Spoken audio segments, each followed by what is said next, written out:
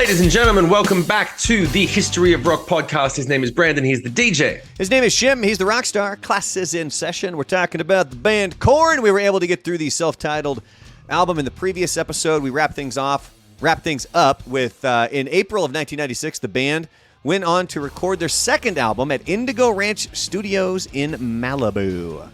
And then we come to the record that got me introduced to this band and everyone else in Sick Puppies and all the kids that we were hanging out with at the time. We were the cool kids as far as we were concerned at the time. We knew Korn. We liked Korn. Everyone else thought we were emo freaks that were going to do satanic rituals because we were listening to... Was emo a thing back then? No, but whatever that verse, just dark, stupid, fucking culty. And they were like, that's not music. So anyway, by the way, Life is Peachy. Quick side note, when doing that stuff.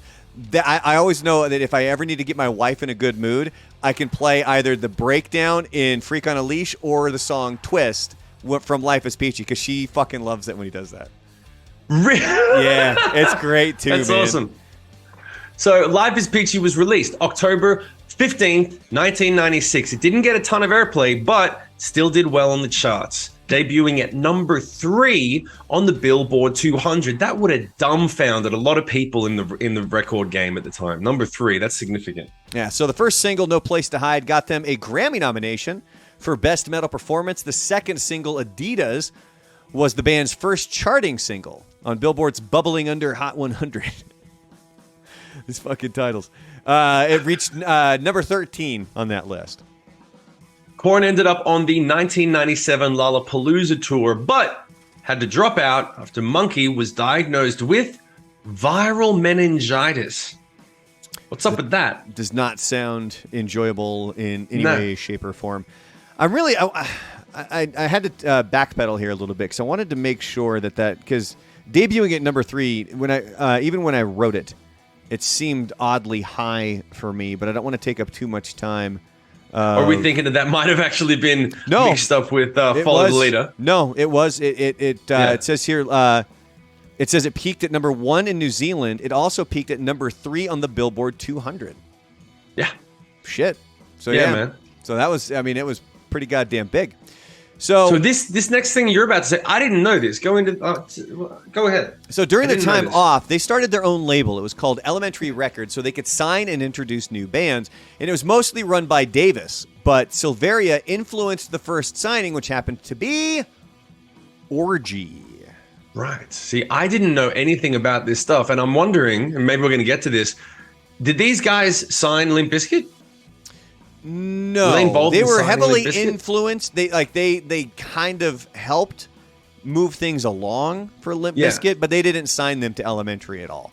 I remember the big signings for Elementary. It was Orgy and Deadsy, I think, were kind of the two big acts. And of course, if you know Orgy, it was their cover of Blue Monday was big. The song that I personally really, really liked from Orgy was Opticon, but that's for another time. So go check out that song. Now we're getting into the fun stuff. Around this time, a student in Michigan was suspended for a day for wearing a Korn t-shirt to school. God. Gretchen Plews, better than a free hug shirt. Kids got banned from wearing free hug shirts back then because they thought it was just a way for boys to get a feel on the girls. Gretchen Plews, the high school's assistant principal, said that Korn music is indecent, vulgar, obscene, and intends to be insulting. Right. The band ended up donating hundreds of free t-shirts that were given away outside the school. Boom. Now that's some smart management. Face. I still remember back then. So back mid to late 90s, Korn was one of those bands that was frequently kind of looked at as like, oh my God, like who are these guys? Marilyn Manson, obviously another one that would get that stuff. Like his whole thing was he was missing the rib.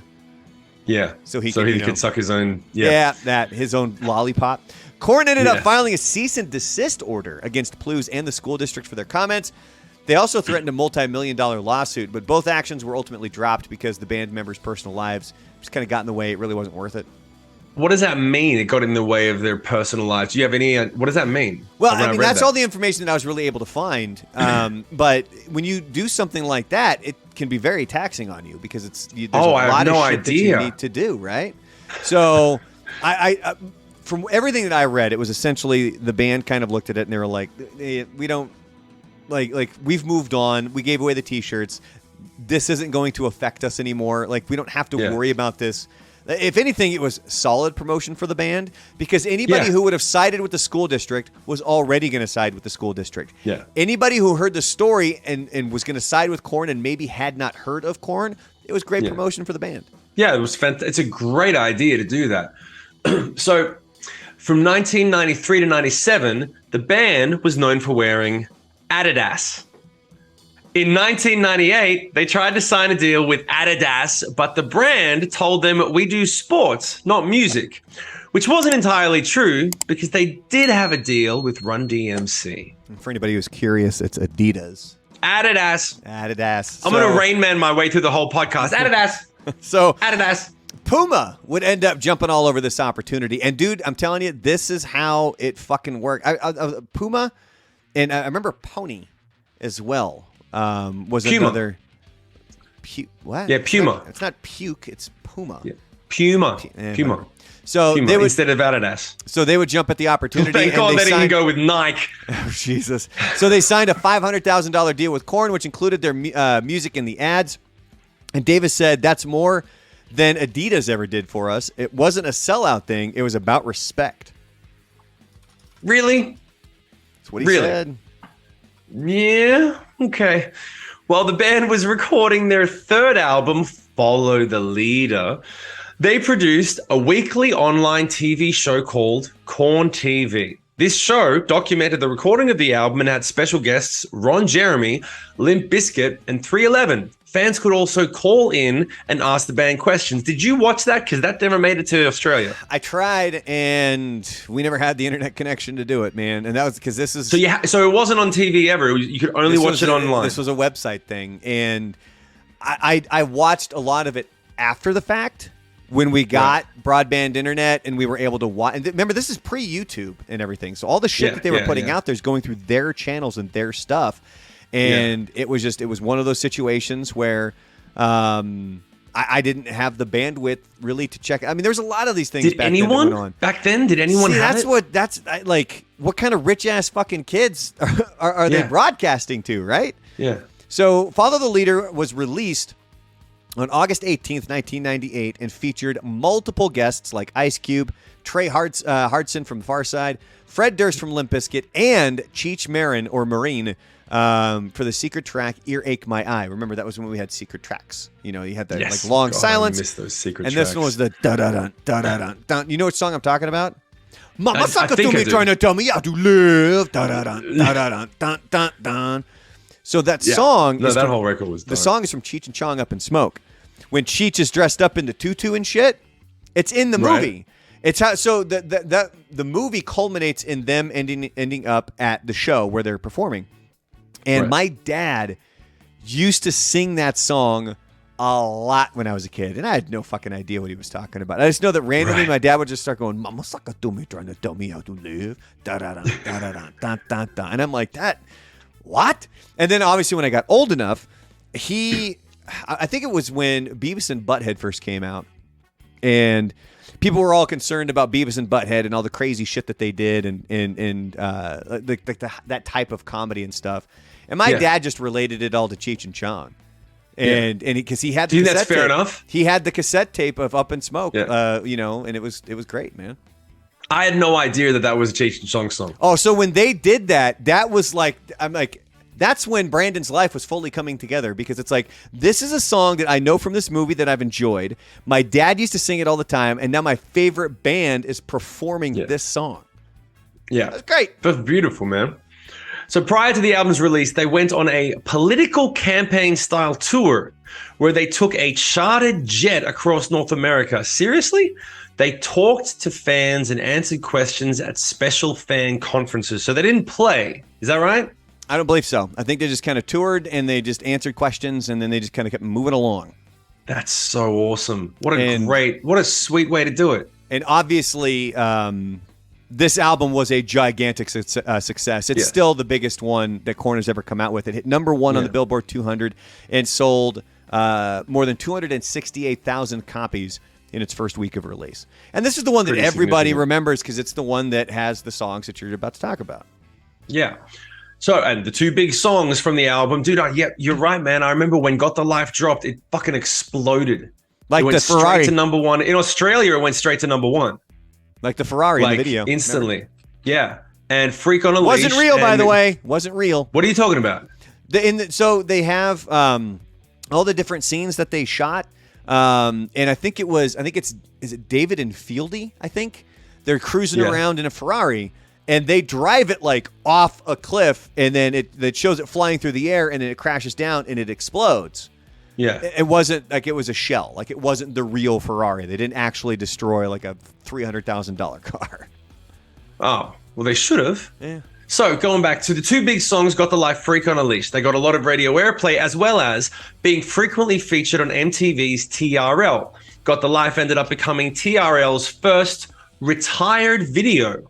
Freak on a Leash would eventually be retired several months later. What does retired mean? I think the way that MTV wanted to function was, so obviously TRL meaning Total Request Live. So it started out where they would play the full music videos. And then it got to the point where they were just playing a 5-second clip in between a bunch of other stuff.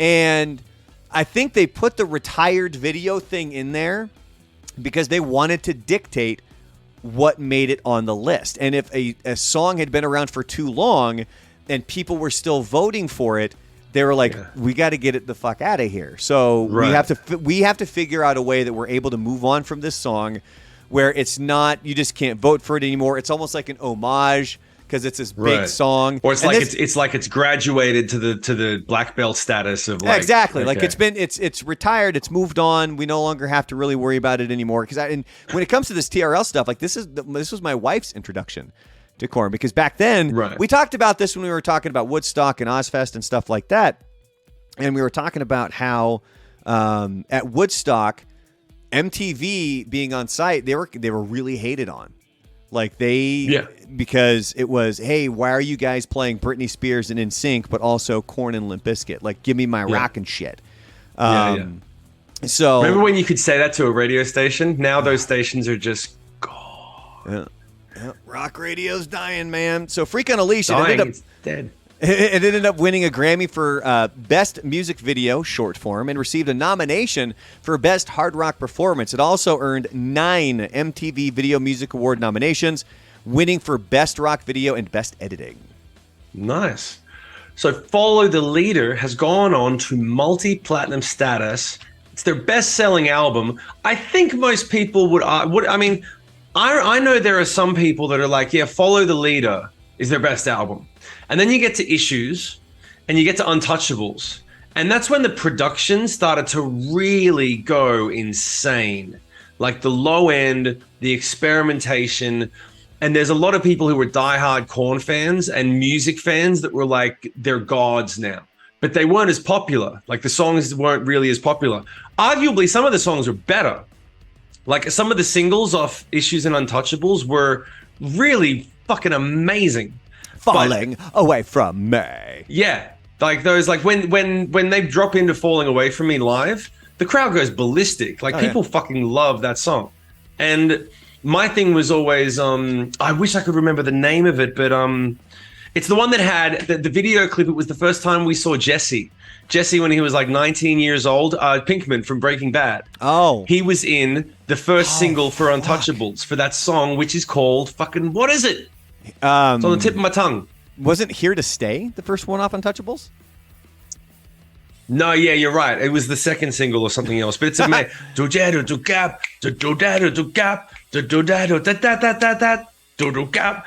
such a good fucking song. It's funny, I can remember the riff. That's how good Korn riffs are. Of my fantasy. Yeah, it's a great melody. Yeah, those melodies. The fact that he comes up with those melodies, they sound like. This is the thing that makes Jonathan Davis truly amazing. His melodies are nursery rhymes. He writes nursery rhyme melodies, which is why I got that part of their brand at the beginning when they were like, yo, Korn's written like a 5-year-old. They've got the girl on the swing on the first thing. It's like the monsters under your bed coming to life at night, and they're singing those dark. They have that song on Chutes and Ladders on the self-titled album, which was Chutes and Ladders. Yeah, exactly. So the whole thing was very much like where the monsters that come to life at night and fuck up your bedtime lullabies. Every song of theirs has a lullaby quality to it, a kid's jingle.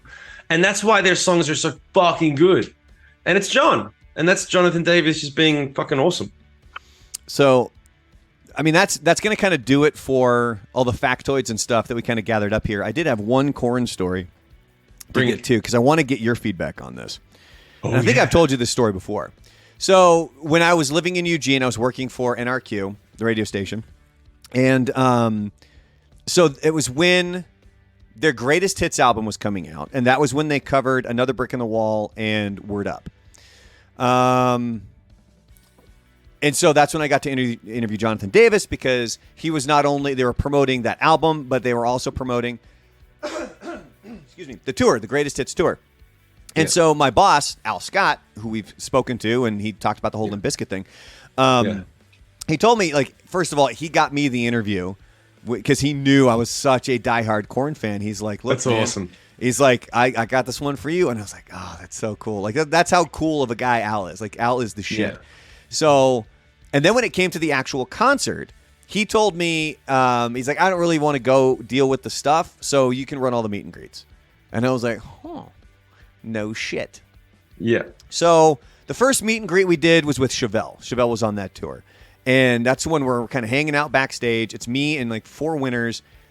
And the guy who's setting it up, he's like, so we're going to put the table here. The band is going to sit here. And then you guys stand on the side. And then you shuffle through and they'll sign whatever you have. And I'm like, there's like 4 of us, man. Really? So the band comes out and they're like looking around. And he goes, we don't really want to sit there. You guys just want to hang out for like 15 minutes? And so everybody was like, fuck yeah. So we're like, dude, just sat there and just shot the shit with Chevelle. Like, they were super fucking cool, man. Like, they were like the coolest guys on the planet. We just hung out with them for like 15 minutes until they had to go get ready. Chevelle or Korn? Chevelle. So right, then so when the Chevelle meet and greet's over, I go to walk out, and I've got all the passes and shit on my, to get around. Nobody's saying anything to me because I'm like stuck on my jacket and stuff. So I end up by Craft Services where they're all eating dinner. No. And I'm still wondering if I missed out on an opportunity because I look over and about 20 feet over away, I see Jonathan Davis scooping spaghetti. He's putting it on his plate.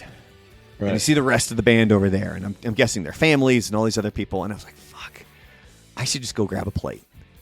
I hadn't eaten. I was hungry. I was like, I should just go grab a plate of spaghetti and eat with the band. And I didn't. Okay. Like, I legitimately, Why? like, I sat there and I just chickened out. I was like, what if I get yelled at? What if I get kicked out? Because I was like, I got my NRQ jacket on, and it's big, bold NRQ letters, so I'm representing the radio station. Yeah. And I wasn't sure what the protocol is because I was going to go over there and I was just going to scoop it up, and then I saw Jonathan sit down, and there like was only a couple people at his table, and I was going to go grab some spaghetti, and I was going to go sit down next to him and just start a conversation. Yeah. Right.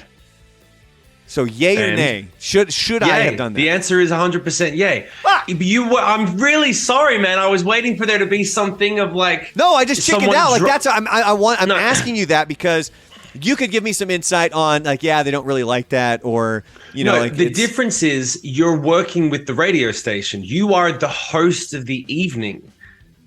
It's the thing that's funny is that for me, I can tell you. Don't get me wrong.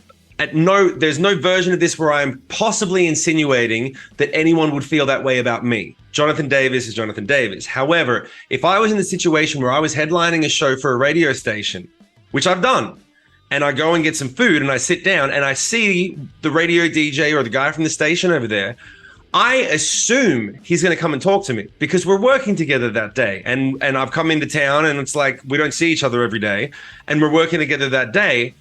I would actually assume if he didn't come and sit with us, that he doesn't like me. I would assume I've done something wrong. Okay, so first of all, he never saw me. Like I was far enough away that he never saw me. Just like well, no, but to my point, you welcome the person from the station unless you're an idiot like like Bush, the singer from Bush, when he's like, get that guy away from the thing. Gavin kicked everybody out. Or if you're Perry Farrell, like fuck that radio station. But if you've got half a brain. When you're playing their town, doing their show, and they're playing you on the station, and someone from the station comes up, I would have stopped almost any conversation I was having to say to the radio guy, "Hey man, sit down, let's hang out, tell me what's been up, let's have a chat." So I mean, I guess we're kind of technically working together, but we weren't. Like, it wasn't our show. Like, we're just there. Dude, no, there's no version. There's no. If you had gone up to Jonathan Davis and literally all you got to say, you got your jacket on. He knows you're with the station, and you say, "Hey, man, I'm with the station. Is this seat taken?" And then you sit down. He's not going to say, "Yeah, it's taken." He's going to be like, "Oh, yeah, no, you're with the station. Yeah, sit down." I don't want it to get back to the station that you asked me, and I was like, "Fuck off." Even if I mean, countless times. Seriously, dude, the amount of times that I've had people who work at stations, you go back around years later and they're like, dude, I met you when I was an intern and you were so cool to me, man. I was just getting coffee. And now I'm fucking like one of the main head DJs here 5 years later. And I never forgot that. So you just be nice to everyone. Even if they don't work at the station. God, we got to get there. Fine, fuck it. We're going to have to interview him on History of Rock. So then I can bring it up to him directly and be like, hey, would you have been cool with it? I've never had a full conversation with Jonathan. I've met him twice because of Aaron Lewis. Because Aaron and I are friendly. We were pretty tight when I was touring. We used to hang out a lot, but we've lost touch recently.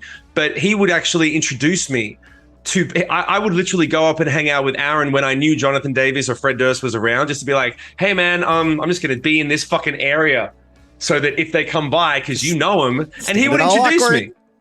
Yeah, no, but he would. I remember when he introduced me to Jonathan Davis, and I was like. Jonathan was talking about something to do with fishing because Aaron's all about fishing. Something to do with fishing, yeah, hunting, he's a country boy.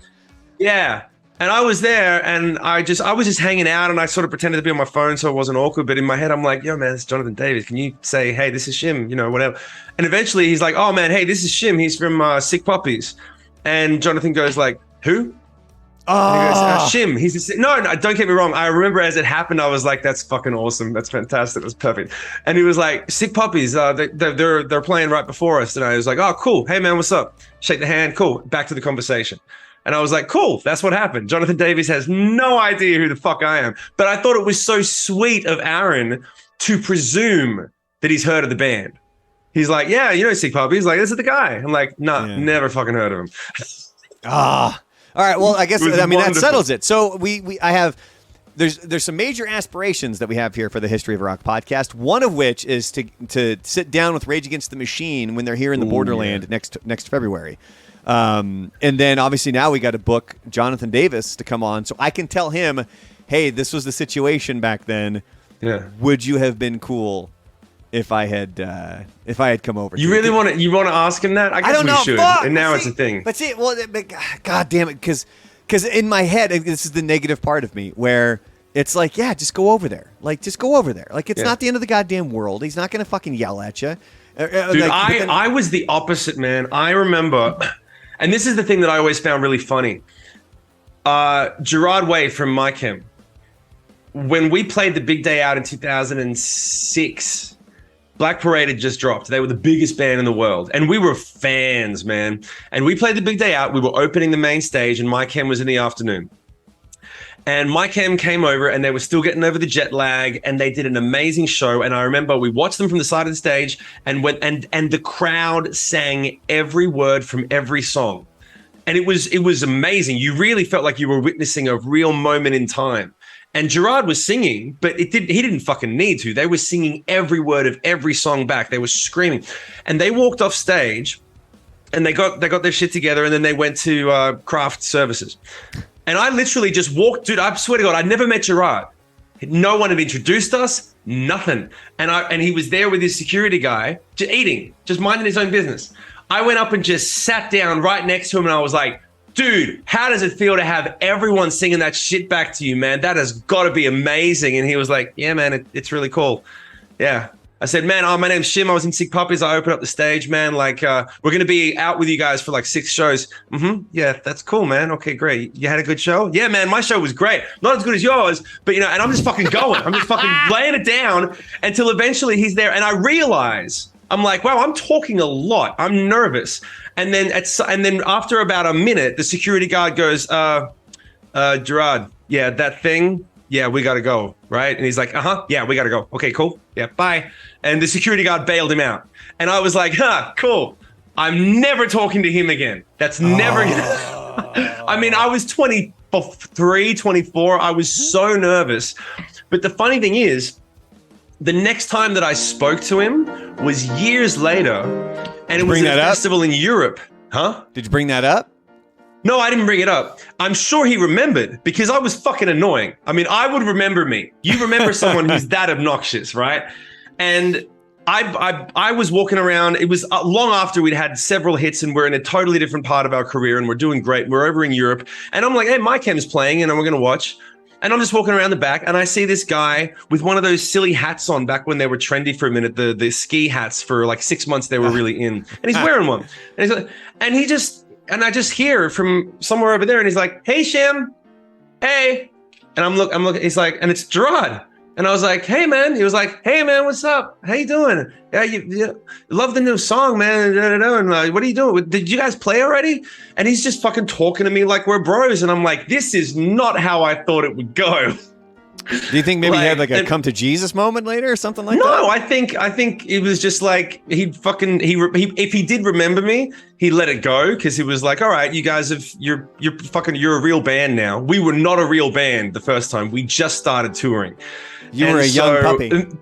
Yeah, and then we did a handful of shows with them, and they were really cool to us, and we hung out backstage and we talked, and I remember talking to the guitar player a bunch, and I always thought it was really hilarious when you'd meet Ray, and his voice was so high that it would shock you for a second because he has an almost comically high voice. That's how he can hit the high harmonies, and you'd go, man, he's a great singer, and then you'd meet him and go, damn, your voice is really that high. Shit.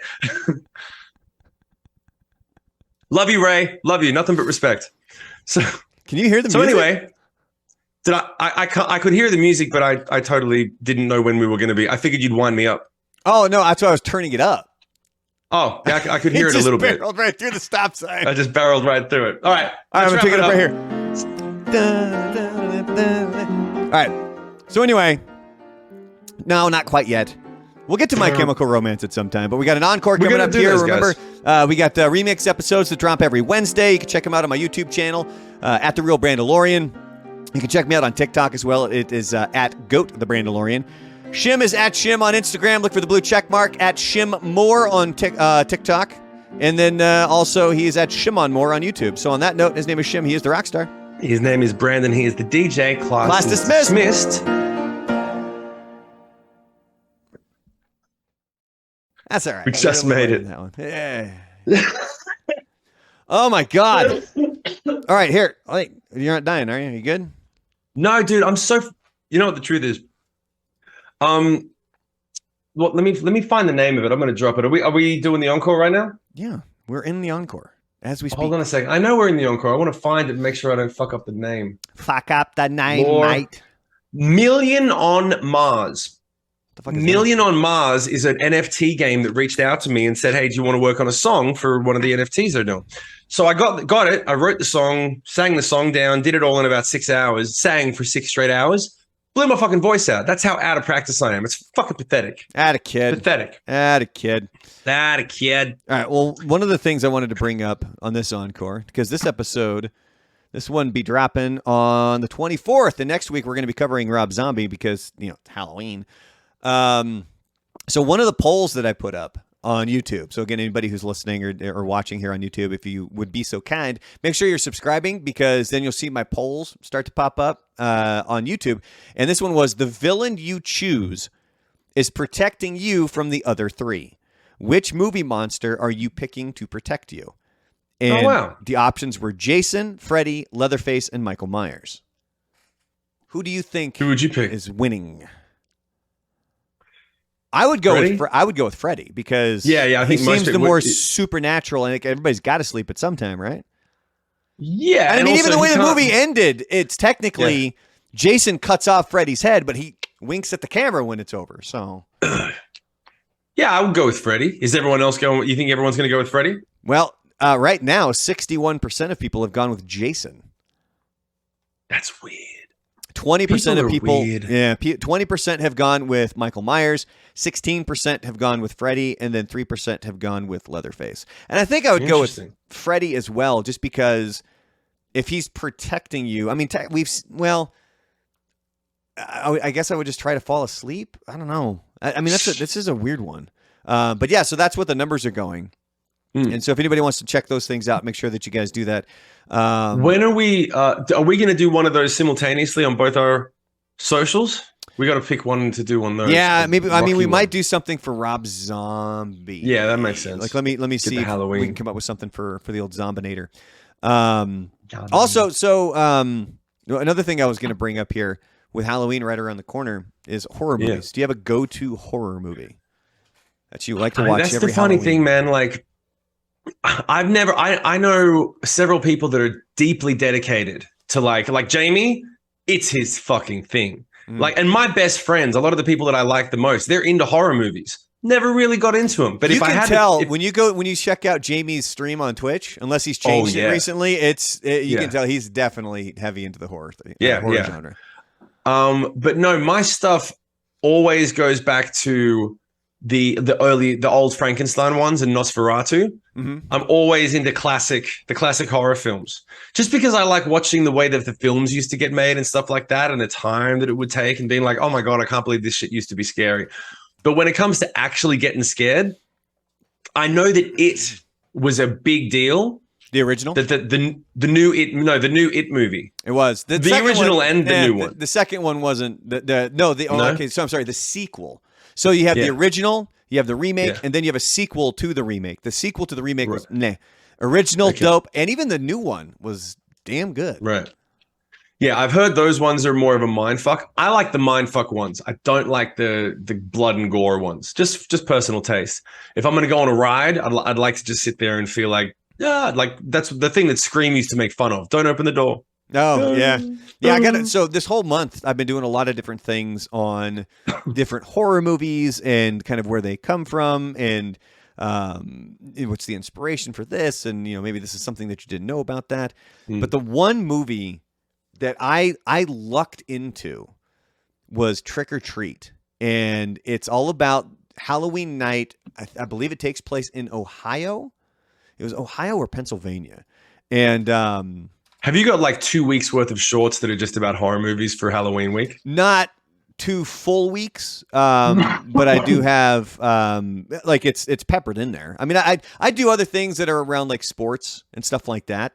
It's Warren Valley, Ohio is where it takes place. So there's I believe there's 4 storylines really that kind of take place in this town on Halloween night. Anna Paquin is in it as well. It has actors in it where you'd be like, oh yeah, that guy. Right. Do you remember the kid from Bad Santa? Yeah. He's in it as well. Okay. But there's a lot of people in it who you would recognize in this movie, and it's incredibly well done. And the way that I stumbled into it was a free giveaway. I was doing Goats Gore Geeks for the radio station in Florida, and that's where I would, we would do all these horror themed stuff. We would do movie nights, and we ended up doing this where they would give me, when they would get a movie in for a giveaway, they would give me a copy and I would review it. And this was one of the movies, and I was like, holy shit. Like, when I was done with this movie, I'm like, that is a really, really good movie. And it wasn't as successful. And I don't even think it was ever released in theaters. What? Yeah, I think it went straight. Yeah. What? I think it went straight to DVD. Right. And because I think I saw a story that this Halloween it's going to be released. It's actually coming to theaters. And then I also saw a story that said that Trick or Treat 2 is in the works. It's a really good movie. I would recommend it to anybody. It's like, especially because it gives you that really cool kind of Halloween vibe. If there's something, because I tried to tell my wife, I was like, we need to come up with a list of the movies that we want to watch. Yeah, during the Halloween season, we watched some of the stuff they have on Disney, like the Mickey Mouse Halloweens. You always got to watch the Ichabod Crane. You got to watch the Legend of Sleepy Hollow. We just watched Hocus Pocus 2 over the weekend. Yeah. I reckon they should make a modern day Halloween, like modern day Halloween romp, like one of those comedies like Weekend at Bernie's, but set it at Halloween, and have a comedy that's based around Halloween instead of a slasher film. They don't really have many Halloween comedies. You know what I mean? Yeah, I could definitely see that. I think there's still another Halloween movie coming out this year. It's supposed to be the last one. Is she still making them? Jamie Lee Curtis? I think she's in this one too. Yeah, I think she's in because remember Rob Zombie made a couple of them, and you know that originally Halloween wasn't just supposed to be Michael Myers. I think it was the third one was Season of the Witch. Michael Myers. There was supposed to be new characters in it. It was supposed to be a whole new storyline, and then when they brought it back, I think it was with Halloween 4. That's when they brought in Danielle Harris, and that was kind of her big coming out party to the to the kind of horror genre. Yeah, it was Halloween. So Halloween 1 and 2, and then there was Halloween 3, Season of the Witch, and then of course they went right back to Michael Myers. Man, I remember seeing some of these movies in the theater. I was doing one today. I was working on a short. I was writing it up about the Blair Witch Project. Did I ever tell you about how many times I saw that the day it came out? No. 3 times in the same day. That's how much you liked it. Well, okay, so here's the deal. So yeah, I liked it. It's a great movie. But what would happen is I went and saw like a matinee with some friends. And then as I was leaving, and I mean, then this movie was selling out. Like these lines were huge at this one movie theater. So as I was leaving, I would run into a different group of friends. And they would be like, oh, yeah, like we're in line for tickets. Come watch it again, man. And I'm like, I don't have any money. Like, we'll pay for your ticket. And I'm like, fucking cool, man. So I jumped back in line. I watched it again. Left again. There was another group of friends again that were like, come watch it. So I watched it 3 times the day that it came out. And the cool thing about it is I wonder if people really remember the marketing that was behind the Blair Witch Project. Where they created the website. They had IMDb go in and basically say that the actors, like from the story, the 3 actors, that they were missing, presumed dead. It's what it said on their IMDb page. Right. And so then they make them see. This is the thing that one of the things that I'm going to make one of my shorts about that I remember was when I'm going to have to do a bit of research on it. But was when I remember that the Blair Witch Project was created as a marketing bet. Have you heard this? I haven't heard that part of the story. This is the thing that, because I was trying to figure out, like, all right, well, what's some fun things that maybe people don't know as much? And the reason that the Blair Witch Project became as successful as it did was because there were these 2, I've got to look into the details, but basically 2 people that worked at film marketing companies that they do the marketing. And they were like, I bet I could take any of these films in your trash bin that you have passed on, that you think are unmarketable. I bet I could market any film. They had a bet. And they were like, all right. And so they were like, here's this home movie thing that's been like, it's a piece of shit. It just drags on for ages, doesn't have a soundtrack. It's just an indie film. These guys, they didn't quite hit the mark. And then they went, all right. So they said, all right, we're going to put together a marketing plan. And then once they brought the marketing plan to the company looked at it and actually said, this might work. This will be a really interesting experiment because the film costs nothing. They bought the rights for like $50,000 for the whole fucking movie or whatever. And they said, all right. So they marketed it and said, what if we pretend that it's real? And we market it and we tell everyone it's real. We do exactly what you said. We do the website. We call the actors and we say, listen, don't make any appearances. We're gonna buy your film, but we're gonna market it a really different way. And we're gonna and they started to do it and started to get traction and they went with it and they ran the board and they were able to turn a $50,000 film with like a $1 to $1.5 million marketing plan, just doing it the right way, and then it grossed $100 million fucking dollars. But the whole thing was basically a marketing experiment to see, can we get these people to believe it's real for a while and go and see it, thinking it's real, and do the whole. Are you sure that that's a real? Are you sure that's a real story?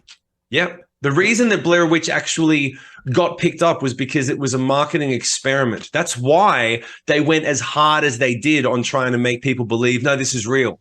It's a real video. I remember. So my buddy Alan, who I game with now, anybody who's watching this on my stream, you know exactly who Alan is. I remember sitting in his basement on the computer, just scouring the website.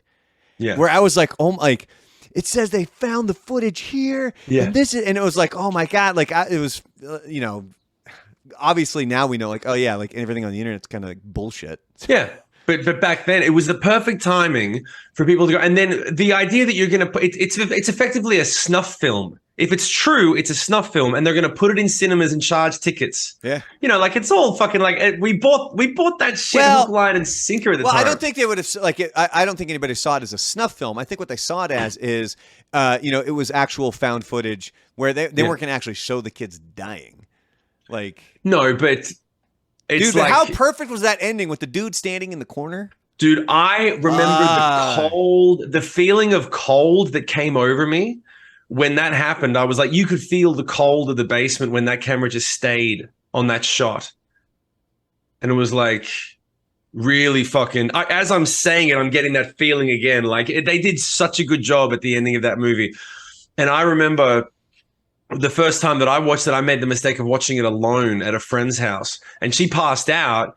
And I was like, and for some reason, I'm watching the movie, and then one of her friends buzzes at like 2:00 in the morning from downstairs, and he's like, "Hey man, is Kat there?" And I'm like, "Yeah, she's asleep."